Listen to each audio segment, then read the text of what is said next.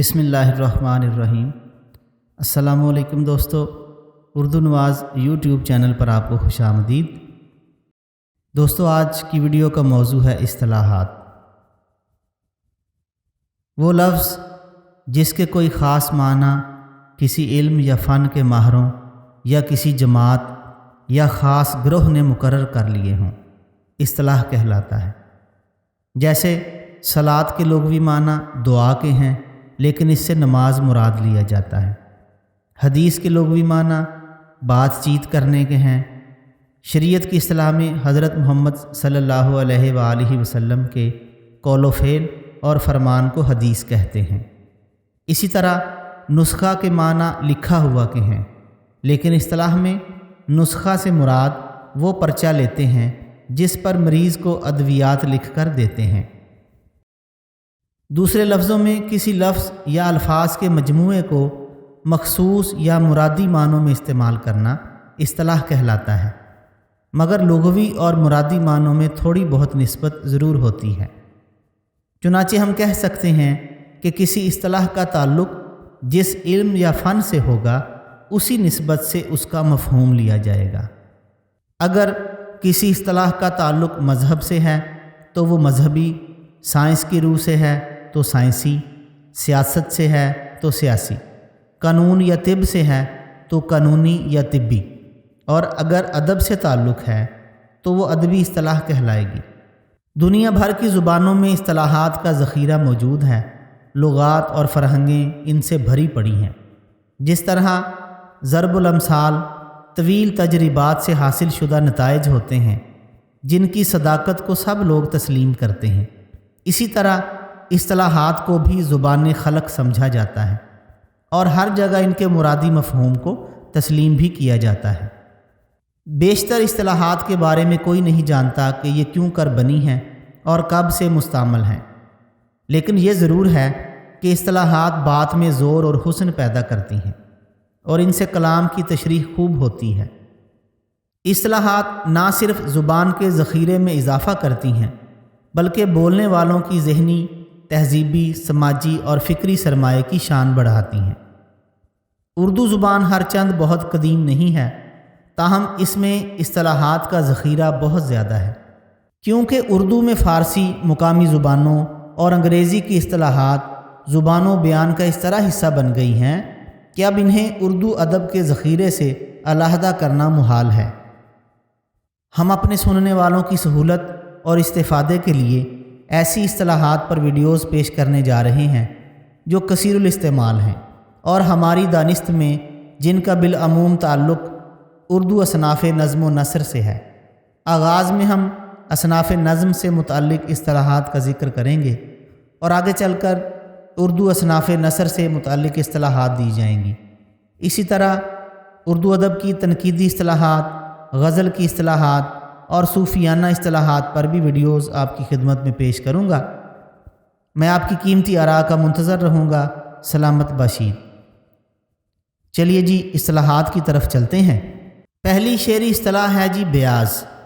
بیاض سے مراد وہ ڈائری یا نوٹ بک ہے جس میں شاعر یادداشت کے لیے اپنا کلام یا منتخب اشعار درج کرتا ہے۔ نواب حامد علی خان رشک کا شعر ہے: باندھا جو خاک ساریو افتادگی کا حال، تھے جس بیاض میں یہ سب اشعار گر پڑی۔ دوسری اصطلاح ہے جی دیوان۔ اصطلاح میں دیوان کسی شاعر کی تخلیقات کے اس مجموعے کو کہتے ہیں جس میں حروف تہجی کے اعتبار سے ردیف وار کلام شامل کیا جاتا ہے۔ اشاعت سے پہلے جو چیز بیاض ہے، اشاعت کے بعد وہی چیز دیوان ہے۔ دیوان کی جمع دواوین ہے۔ کلیات۔ اردو میں کلیات کا لفظ بطور واحد مستعمل ہے۔ کلیات وہ شعری مجموعہ ہے جس میں کسی شاعر کا کل کلام جمع کر کے شائع کر دیا جاتا ہے۔ جیسے فیض احمد فیض نے اپنے تمام مجموعوں کو یکجا کر کے نسخہ ہائے وفا کے نام سے اپنی زندگی ہی میں شائع کر دیا تھا۔ کلیات غزلیات میر میں میر کے 6 دواوین کو یکجا کر دیا گیا ہے، جبکہ کلیات نظمیات میر میں میر کی غزلیات کے علاوہ ان کی باقی تمام اصناف پر مشتمل کلام شامل ہے۔ اسی طرح حسرت موہانی کے 12 دواوین ہیں جن کو یکجا کر کے کلیات حسرت کے نام سے شائع کیا گیا ہے۔ اگلی اصطلاح ہے جی تذکرہ۔ تذکرہ کے لغوی معنی ذکر کیا گیا، یادداشت یا سرگزشت کے ہیں، مگر اصطلاح میں تذکرہ ایسی کتاب کو کہتے ہیں جس میں شاعروں کا حال لکھا جائے۔ بعض ناقدین نے میر تقی میر کی نکات الشعراء کو ابتدائی تذکروں میں اہم ترین اور مولانا محمد حسین آزاد کی آب حیات کو اردو تذکرہ نویسی کا اولین نقش شمار کیا ہے۔ بندش۔ بندش فارسی لفظ ہے اور بستن کا حاصل مصدر ہے، جس کے معنی گانٹھ یا گرہ کے ہیں۔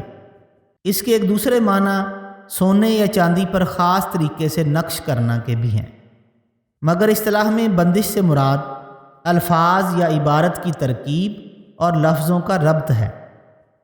رشک کا یہ شعر دیکھیے جس سے بندش الفاظ کی اہمیت واضح ہے۔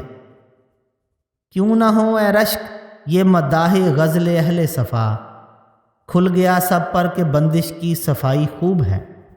یا پھر آتش کا یہ شعر ملاحظہ کیجئے، بندش الفاظ جڑنے سے نگوں کے کم نہیں، شاعری بھی کام ہے آتش مرصع ساز کا۔ اساطیر۔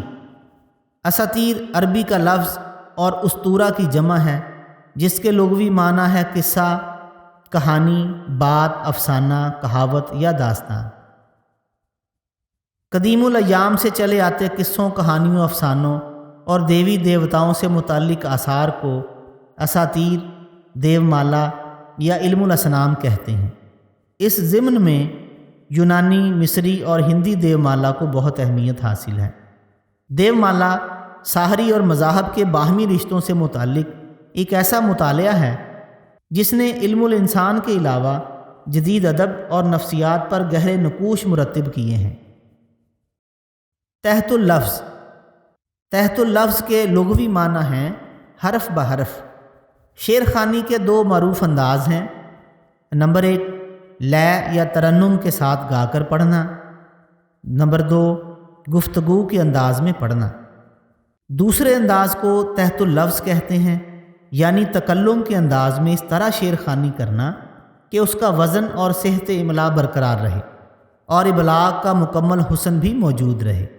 سر عبد القادر بانگے درا کے دیباچے میں لکھتے ہیں کہ علامہ محمد اقبال ابتدا میں اپنا کلام تحت اللفظ میں سنایا کرتے تھے، مگر بعد میں وہ ترنم سے سنانے لگے، جس کے سبب خاص کے ساتھ ساتھ عوام بھی ان کے کلام کے گرویدہ ہو گئے۔